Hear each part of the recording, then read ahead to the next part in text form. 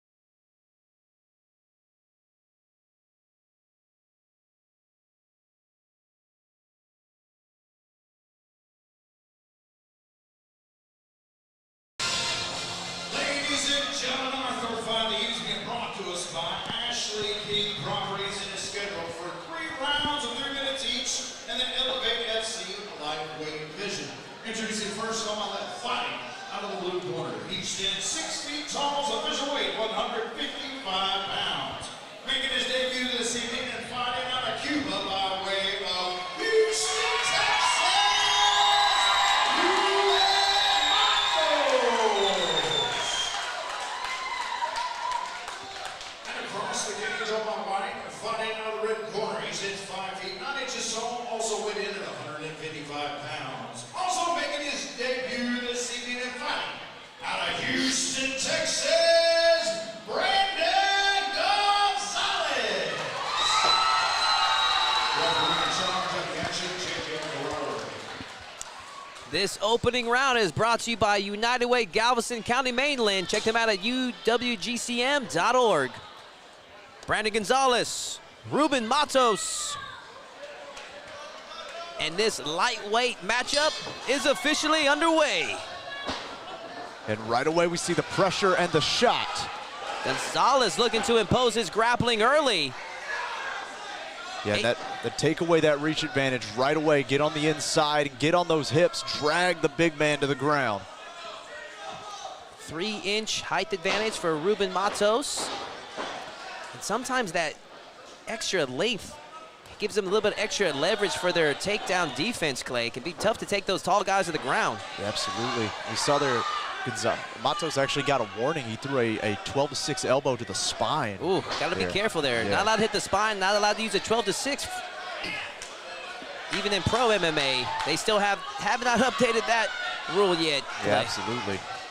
And Gonzalez now enjoying top position, was able to secure the takedown. Interesting fact about Gonzalez, he's a Houston police officer. My goodness, he is swarming right now. Cannot get around those long legs though, still trying to do damage. Man, Good job in Matos using that length for the defense there, Clay, as you were saying. Yeah, absolutely.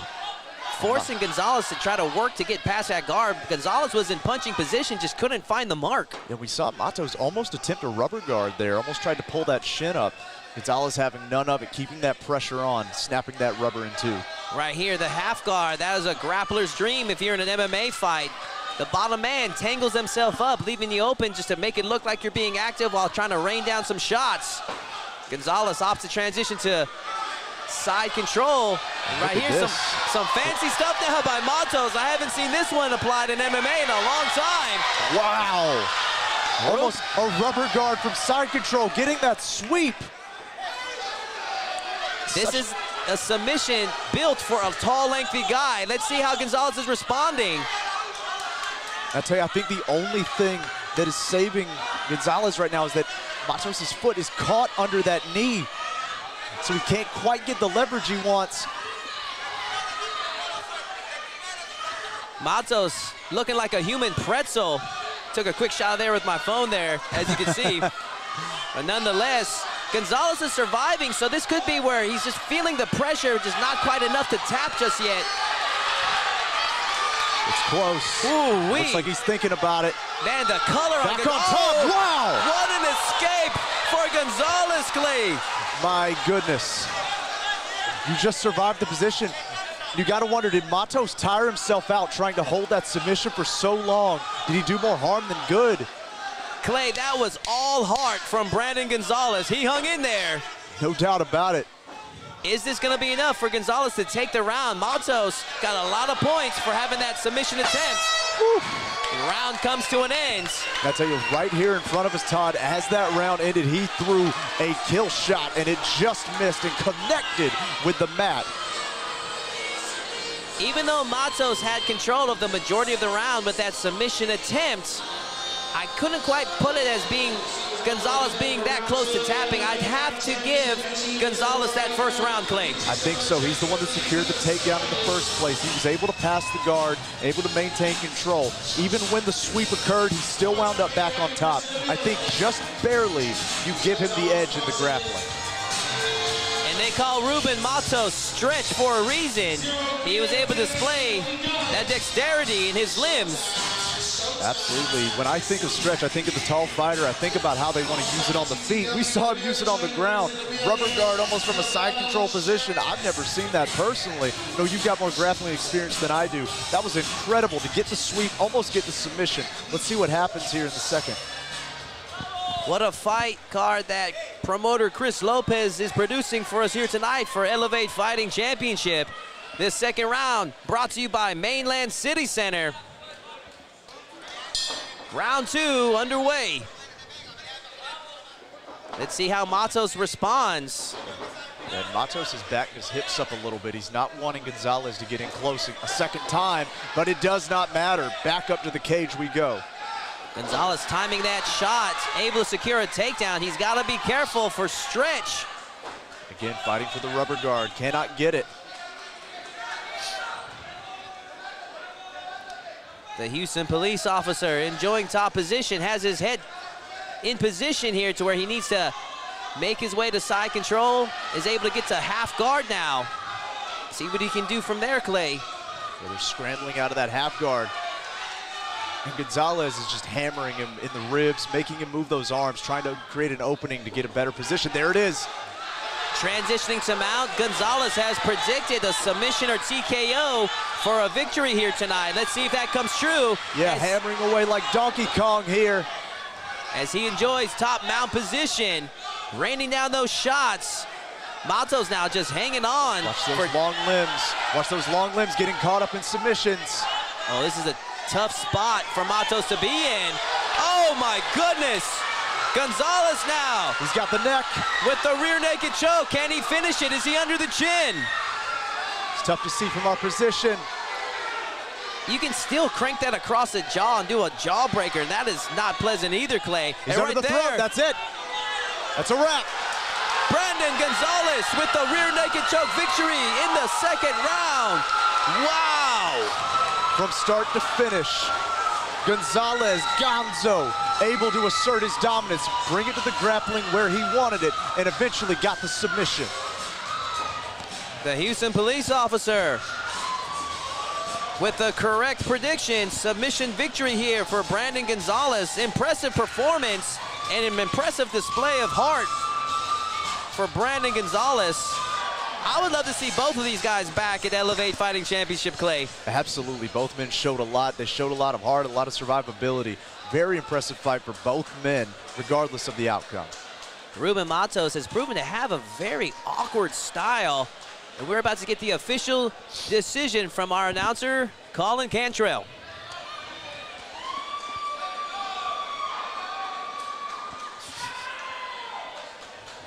All right, ladies and gentlemen, in comes at 1 minute 44 seconds into round number 2. Your winner by rear-naked choke, Brandon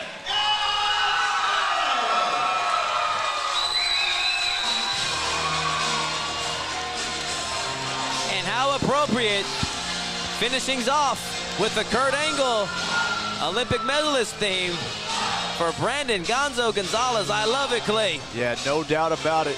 Representing the Olympic hero proud there with his wrestling ability, the pressure from the start to finish. My goodness, I tell you, Kurt Angle would be proud. It's true, it's true. Ladies and gentlemen, please remember no flash photography. Please no flash photography tonight. It can distract the fighters as the Stay with us, ladies and gentlemen. We're going to take a quick commercial break. our rule. If you use flash photography, you will be removed from the venue. Don't make us do that. Brick and Spoon is now serving breakfast, brunch, and lunch at Mainland City Center in Texas City, offering sweet eats, fresh greens, and everything breakfast. Learn more at brickandspoon.com.